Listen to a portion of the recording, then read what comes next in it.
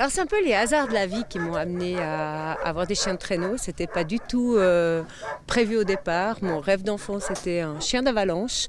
Et les circonstances de la vie, j'ai eu mon chien, j'ai acheté un husky pour lui tenir compagnie. Le berger allemand qui était supposé devenir chien d'avalanche était malade, j'ai dû l'endormir. Voilà, j'ai acheté un deuxième husky pour tenir compagnie au premier. Après j'ai construit mon propre traîneau. Après il fallait plus de chiens pour le tirer. Puis ça fait 29 ans de ça que j'ai démarré, donc je m'en sors pas, je suis toujours dans ma passion, donc ça dure.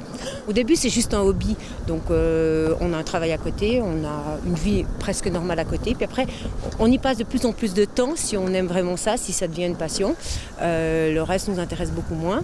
Donc à côté de ma vie avec les chiens de traîneau, j'ai toujours eu une vie, j'ai envie de dire normale, des activités normales. Au début je me levais à 5 heures pour entraîner les chiens, j'allais au travail normal et puis j'avais les soirées en couple. Puis après en famille, quoi. 10 ans je travaille plus vraiment à côté, les enfants ont grandi. Depuis 10 ans je fais beaucoup moins de compromis, puis je vis ma passion beaucoup plus intensivement. Alors mon choix a été de m'orienter vers des huskies de Sibérie et ça fait partie de ma passion. J'aime cette race. Il y a d'autres chiens plus efficaces, d'autres chiens avec d'autres caractéristiques pour faire du traîneau.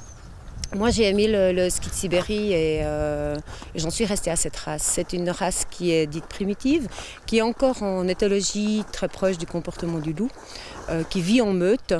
Donc c'est quand même assez rustique, mais ça a un besoin de courir énorme. Je travaille dans le tourisme ici en Suisse avec. Il tire beaucoup de poids et on a juste une petite boucle de soit 2,5 km, soit 5 km. C'est peu pour un husky de Sibérie qui a une capacité entraînée de faire 100 km par jour. Donc il tourne en rond. Là je viens de rentrer de Suède où il faisait vraiment de longues distances et jamais 2 fois le même parcours. Donc on arrive ici, ils sont top fit. Ça c'est bon.